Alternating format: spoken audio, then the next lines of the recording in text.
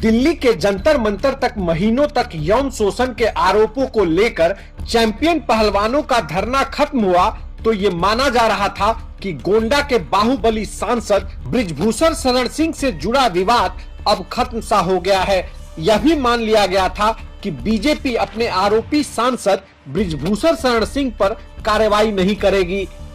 वैसे तो अब भी बीजेपी ने सीधे तौर पर बृजभूषण शरण सिंह पर कोई कार्रवाई नहीं की है, लेकिन यह जरूर है कि कार्रवाई की ओर पहला कदम उठा दिया है। सरकार ने भारतीय कुश्ती महासंघ को अगले आदेश तक निलंबित कर दिया। इसे कुश्ती पर बृजभूषण शरण सिंह के दबदबे को खत्म होने के तौर पर देखा जा रहा है।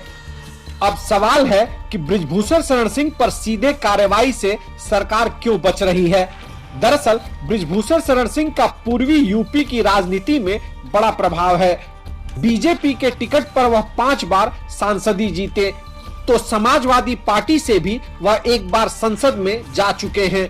बृजभूषण इंजीनियरिंग, फार्मेसी, शिक्षा, कानून और अन्य सहित 50 से ज्यादा शैक्षणिक संस्थानों से सक्रिय रूप से जुड़े हुए हैं।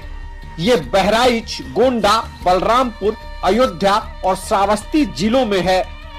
अपनी युवा अवस्था से ही अयोध्या के अखाड़ों में कुश्ती में समय बिताने के अलावा बृजभूषण शरण सिंह राम जन्मभूमि आंदोलन से भी जुड़ गए थे।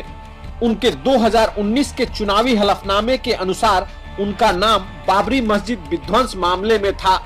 बीजेपी सांसद को अयोध्या में पुजारियों के एक बड़े वर्ग का समर्थन प्राप्त है। यौन उत्पीड़न के आरोपों के बावजूद वह समर्थन अटूट बना हुआ है। हर साल 8 जनवरी को बृजभूषण सिंह अपना जन्मदिन बड़े पैमाने पर मनाते हैं। इस दिन वह छात्र प्रतिभा खोज परीक्षा का आयोजन कराते हैं। इसमें विजेताओं को नकद राशि के अलावा पुरस्कार के रूप में मोटर बाइक और स्कूटर दिए जाते हैं। बृजभूषण सिंह न केवल कैसरगंज में पार्टी के लिए जीत सुनिश्चित करते हैं, बल्कि आसपास के लोकसभा क्षेत्रों गोंडा और बहराइच में भी उनका काफी प्रभाव है। इसी वजह से पार्टी ने उन्हें बड़ी जिम्मेदारी दी हुई थी। यौन शोषण के आरोपों के बाद जब से पहलवानों संग विवाद बढ़ा, तब से बृजभूषण सिंह बीजेपी के लिए गले की हड्डी बन गए। मुश्किल यह है कि अगर बीजेपी ने उन्हें टिकट नहीं दिया तो वह जीतने के लिए किसी अन्य पार्टी में शामिल हो सकते हैं। इससे बीजेपी को एक सीट का नुकसान होगा। बृजभूषण सिंह का कैसरगंज, श्रावस्ती, बस्ती और अयोध्या लोकसभा क्षेत्रों में वर्चस्व है। उन्हें नजरअंदाज नहीं किया जा सकता है। हालांकि दूसरी तरफ बीजेपी को जाट वोटरों की भी चिंता थी। उनके खिलाफ विरोध में शामिल ज्यादातर पहलवान जाट समुदाय के हैं। हरियाणा की आबादी का लगभग 28% जाट हैं। उत्तरी हरियाणा को छोड़कर राज्य में हर जगह जाटों का गढ़ है।